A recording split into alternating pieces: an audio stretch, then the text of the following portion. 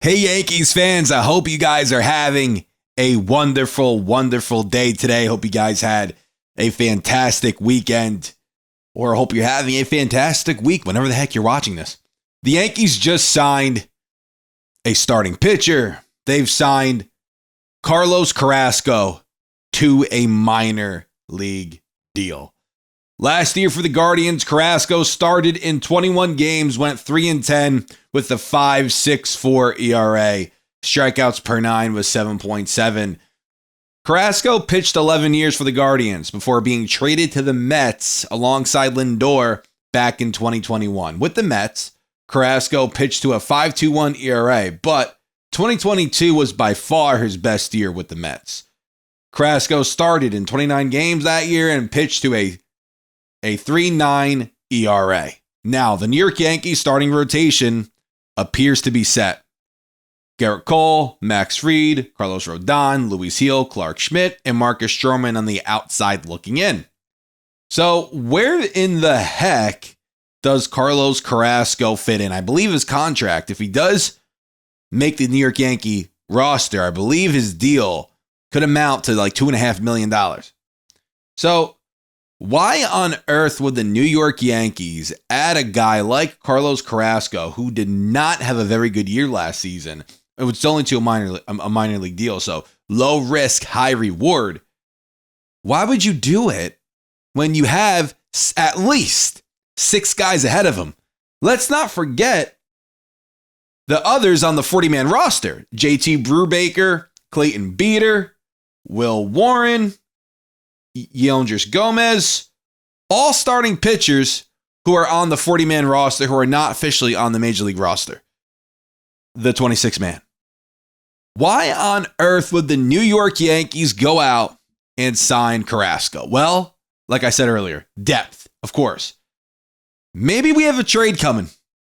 Everybody and their mother appears to want a third baseman for the New York Yankees. Now, Brian Cashman recently said that they are not afraid to solve it internally, but if anything happens, they would be open to it. If anything opens up, they would be willing to make that move for a potential infielder.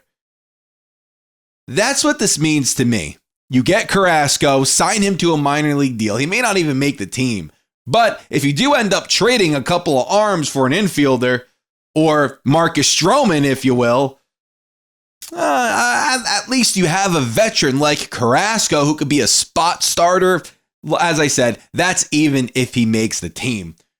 We've all been hearing Marcus Stroman. Is he on the move? Is he on the move? He unfollowed the Yankees on Instagram. Is he on the move? He doesn't appear to be on the move yet, but should he be on the move?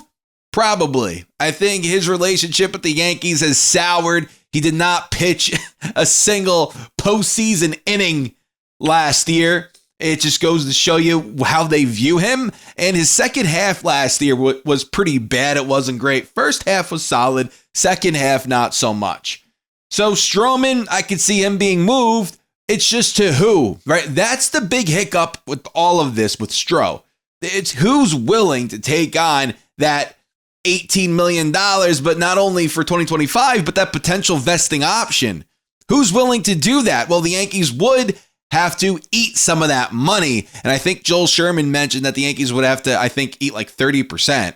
And I don't think he means of 2025. I think he means the totality of the deal. So 30% this year and 30% next year. We'll have to see. I don't know. I like if the Yankees are going to eat that much money, I don't think it's worth just having pitch for you. Right? Just have him pitch for you if you're eating that much. But people are bringing up Nolan Arenado, and people within the industry are thinking, hey, the Yankees and Cardinals could revisit that. And the Yankees offered Stroman for Arenado, I believe, back in December, and that deal was rejected, turned down by St. Louis. Arenado had he regressed offensively once again, but he had a very good defensive year last season. Makes a lot of money. His contract, his money, and his deal is going to go down over the next 3 years. Is it a deal that I want the Yankees to make? It's a deal that they may. that they may actually make. If the people are constantly bringing it up, Stroman for Arenado, it does make sense. And if the Yankees were to trade Stroman for Arenado, well, they may not eat all that much because they're bringing on Arenado's contract. So it's like a wash. It's just with Arenado, if you include Stroman's vesting option, which would add another year to his deal, so it would make it a 2-year deal that you would be trading. Arenado has a 3-year deal, has 3 years left. So you're getting an extra year, but that's an extra year of paying a high price for a player who's on the downturn. Arenado, really good ball player once upon a time. I'm just not sure if I want the Yankees to take that on. But if you move Stroman, it does make a lot of sense because you probably don't have to eat any Stroman's deal, but you are bringing back a big deal. And I think Arenado's making $21 million this year. So that's 3 more added on to that payroll, which we all know Mr. Hal doesn't want to go over it anymore. We'll see what ends up happening. But as far as signing Carrasco, it's, hey, are you going to do something? Or it may not mean anything, signing Carrasco. It had a bad year last year. It's just a depth thing. Pitching goes down all the time. But the Yankees rotation, as we know, is very much so set. And then you have Stroman on the outside of that. And if he's not traded, he's your 6th starter, right? And then you have other guys on the 40. Like I mentioned earlier, Beater, Warren.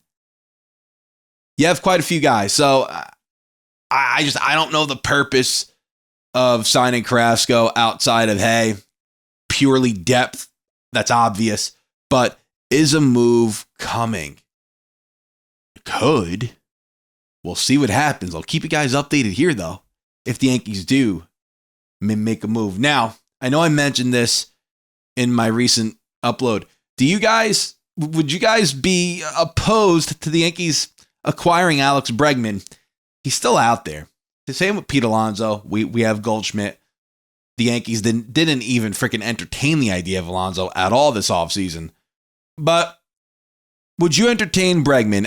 I wouldn't. Honestly, guys, if you can't get Arenado, and the reason why I would get him is just because, hey, you could offload Stroman's deal, and then you're not adding 21 million on top of what you have now. You're adding like 3.